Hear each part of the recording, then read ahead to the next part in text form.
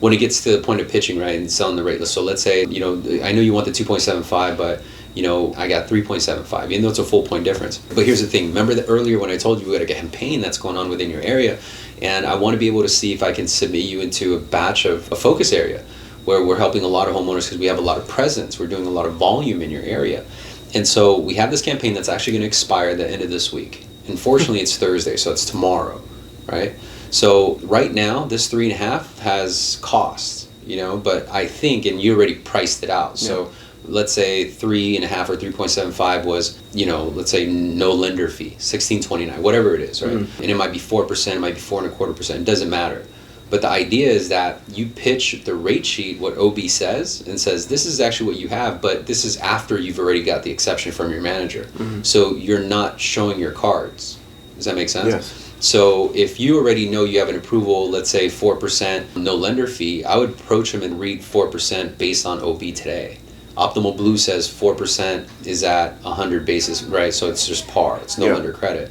And saying, you know what, I have an idea. If I can get a few documents from you, validate your ability to even qualify for this loan, I may be able to fit you into this batch, but I only have until tomorrow. Do you know where your pay stub and W-2 is? Yes. Okay, cool. Right? Does that make sense? Wow. So it's almost like, okay, sweet. Grab that, send it over to me along with your mortgage statement and your insurance page, and then I'm going to submit, but I need it by tomorrow morning. Can you get it to me by tomorrow morning? If you can, I'm going to ask to see if I can fit you in with this batch, and we're going to completely waive all lender fees.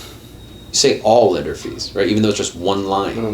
You see what I'm saying? We're going to waive the lender fee, the underwriting, the processing. It's all the same thing. It makes sense? Yeah. But they believe and they perceive it as a big number, right?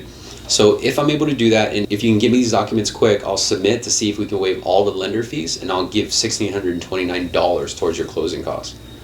What do you think? And they'll be like, yeah, fuck it, I'll get it to you tonight.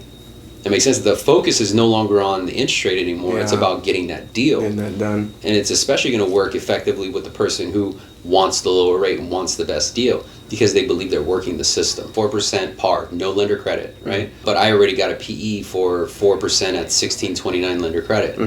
I'm not letting him know I got that. So when I present it to him, and I'm going to say, all right, Andrew, so what I can do for you is this 4%, you got lender fees, processing, underwriting, maintenance fee, whatever, right? And title and escrow. Those are the only third parties. What I can do is I can see if I can waive the lender fee, the processing, the underwriting, and the lender fee in itself, and you'll just be responsible for title and escrow. See what I mean? The perception is, oh, that's a lot. They heard 3 things, right? Okay, 2, sweet.